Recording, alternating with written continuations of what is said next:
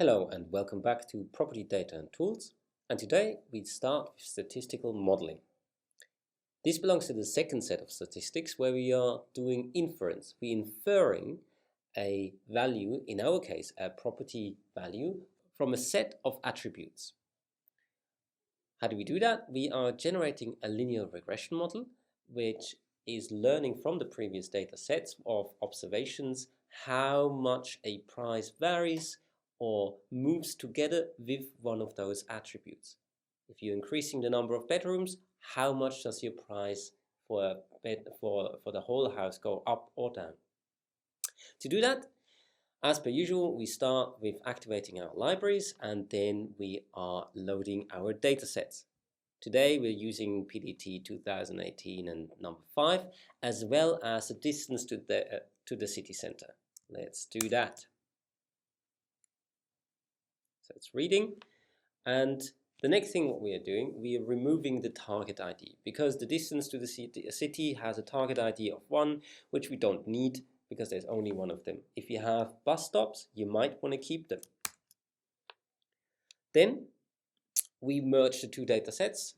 Properties don't yet know how far away from the city center they are, so we merge them by only one ID because they are both existing in both data sets. They're merged, great. And here we come a bit of a housekeeping. For something called data integrity, you have to keep always your files in order. You changed it, you combined two data sets, and now is the moment to write that back so you have a version which you can be sure of what happened. We're not doing that here because we're not needing it, and so we're going directly to the subsetting. We want to build a model which is about houses and only talks about the sales. So we are filtering that. We are filtering the data set to have only these observations. And on the right side, we see the number has gone down to like 100,000. Right. And because we don't want to plot too much, we only want to have 5,000 of those when we are plotting them. So we are subsetting again and take a random sample of 5,000 rows. And now we are able to plot that. We plot the distance to the CBD versus transaction value, and we are creating little O-shaped elements. 5,000 dots take quite a while, and here we go. You can already see there's something happening.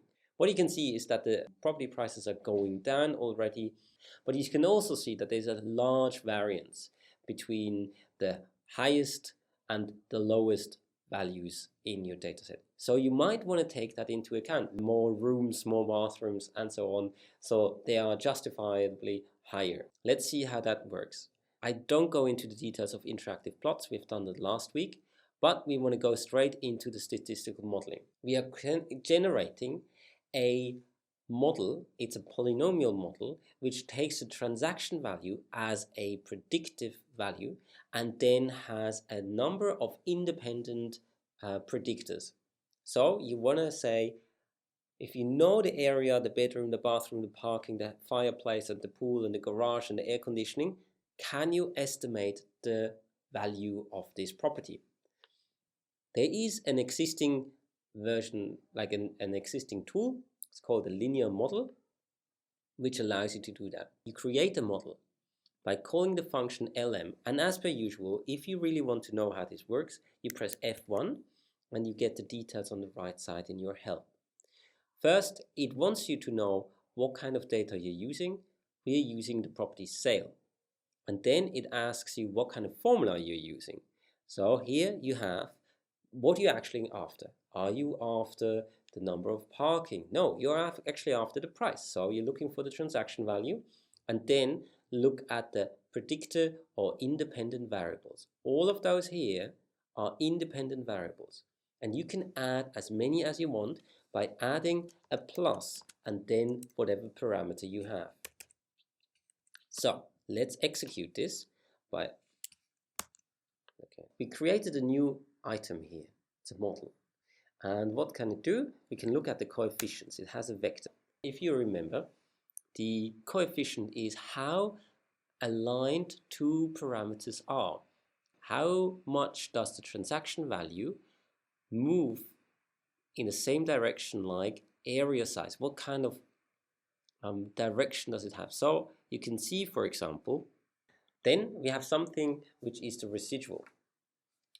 This is how it's like an error term over the whole vector field.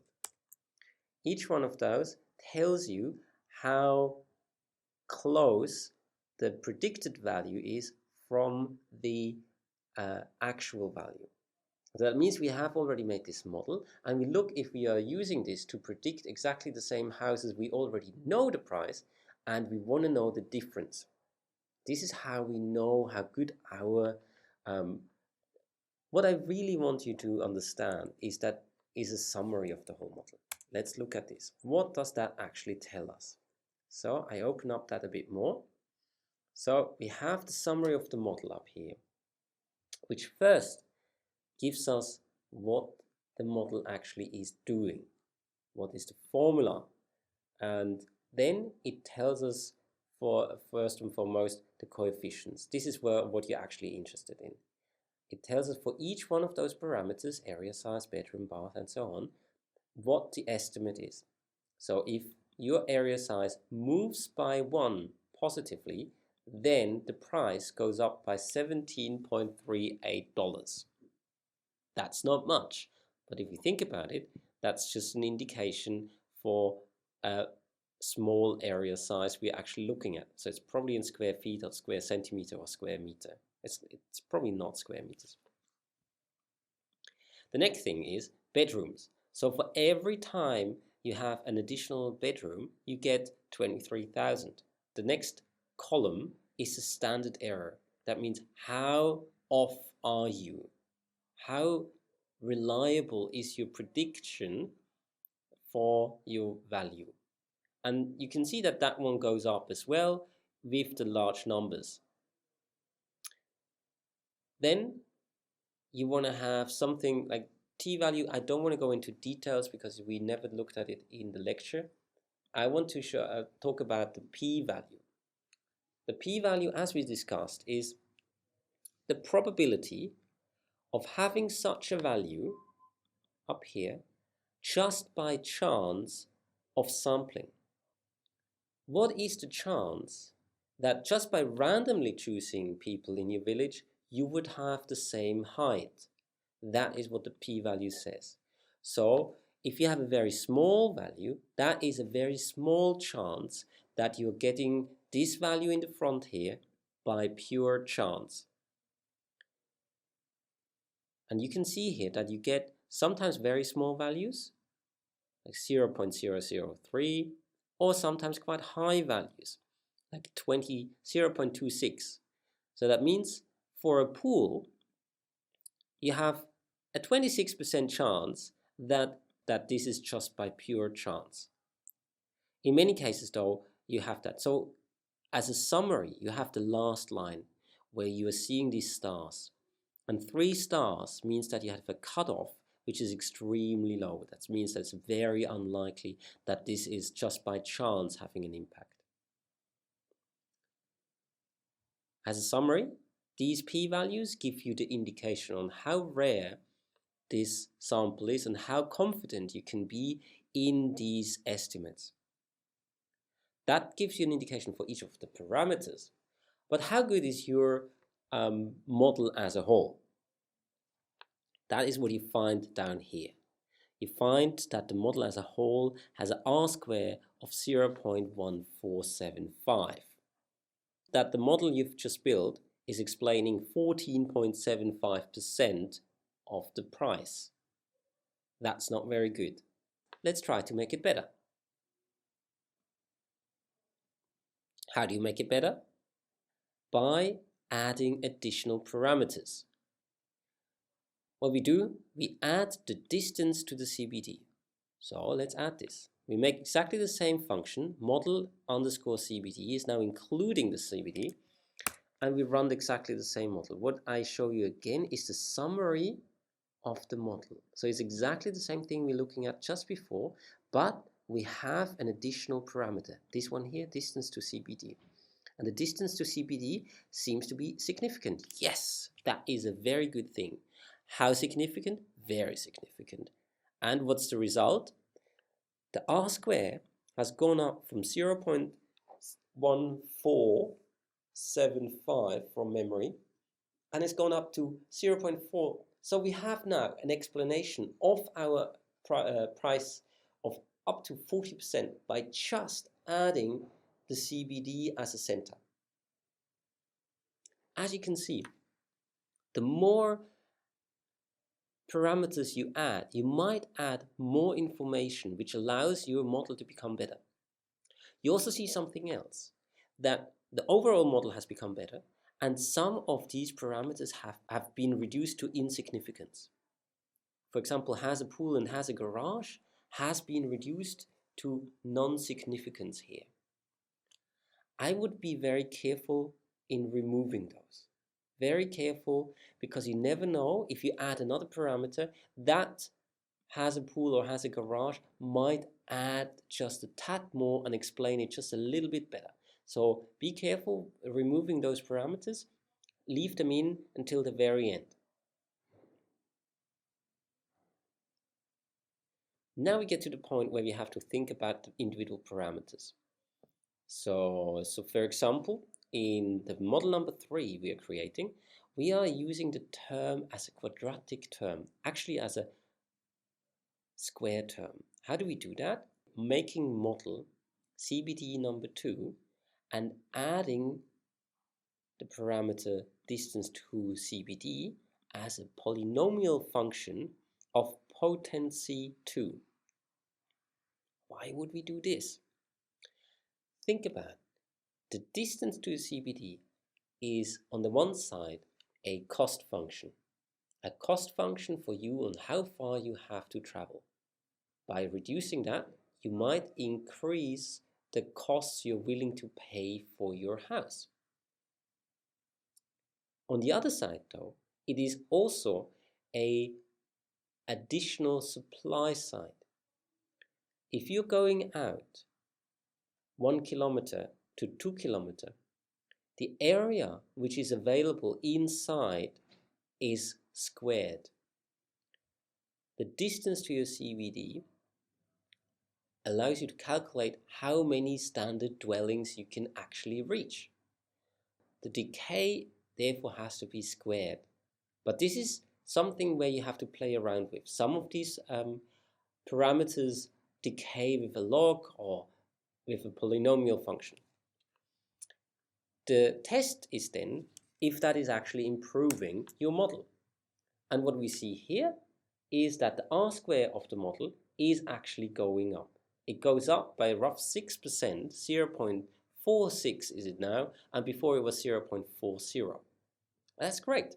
And you can see that they're also going up in the same way. We have two parameters here now as a polynomial function of a potency 1, which means a linear, and a squared one. And both are significant. There you go. We now interrogate this model a little bit further. Interrogation is where we are looking at how good this model is. We are plotting this. So plot the model gives us a possibility, and now we have to open up a bit more space here onto the right side. Plotting creates these parameters. It shows you here, the first one is it shows you the residual versus the fitted variables. That means the error between your values of the model as a function of how expensive your properties are. And what you want to have is a horizontal line with dots distributed all across. Then you have a very good model which is noisy but as good as it gets. In this case here we have a bit of a problem, that we have a asymmetric distribution, a heteroscedasticity. I'm having problems. I'm probably going to write that down for you guys. You have an asymmetric distribution, and the error is increasing the higher the prices become. That is what you see here. It gets more noisy the larger the values are. The next one is a QQ plot. The QQ plot is showing if your distribution is following a normal distribution. What we see here is that it doesn't follow a normal distribution. It is not bell curved. In the lower quintiles, it goes down, and in the upper quintiles, it goes up. So it is another type of distribution, and as well, what you see here, it goes up to 8. It is probably asymmetrically skewed towards the higher values again. So pressing enter, we get to the next one, which is the scale location. What you want to have here is a horizontal line, and that we don't see. If you have a horizontal line, then you know that the error is distributed homogeneously, and we see that there is a bit of a problem. We're going to see that there is a bit of a problem with the higher ones. This one, the residual versus leveraged, is showing you if you have single points which are skewing your observation. So if you have let's say only 10 values and everything is quite linear except for one, this last plot will show you if that is to identify one of those outliers. So this is one way to look at outliers.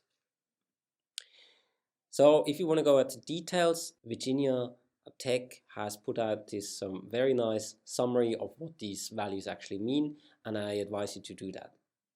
What we do next is we are plotting these values, and we plot them as a plot because then we see even better. We plot the transaction value versus the predicted value, and what we see is that our model predicts the higher values too low. What you want to have, a perfect model would make a straight line 45 degrees. So the lower valued properties are getting overvalued and the lower value properties are getting undervalued. So that means we are having a problem where we're not estimating the prices correctly yet, and that means we have to see where that is. Maybe we have to add another parameter, or we have to add a different way. A log-log transformation might help, where we're taking the logarithmic value of the transaction value to predict. That helps sometimes. Then the residual is us the actual error term. And what we see is that exactly what I just explained before, that the lower than 1 million properties are over predicted versus the expensive values of over 30 million are under predicted, and that there is something wrong. There's something we don't know yet, and there's something wrong as well in that case. So we see that we have to add some information, or we have to change something in our model. Nevertheless, we're already explaining 46% of the value, and I'm looking forward to see additional parameters which might explain some of those outliers and some of that behavior of the model. In this respect, I would say thank you very much, and I see you next week.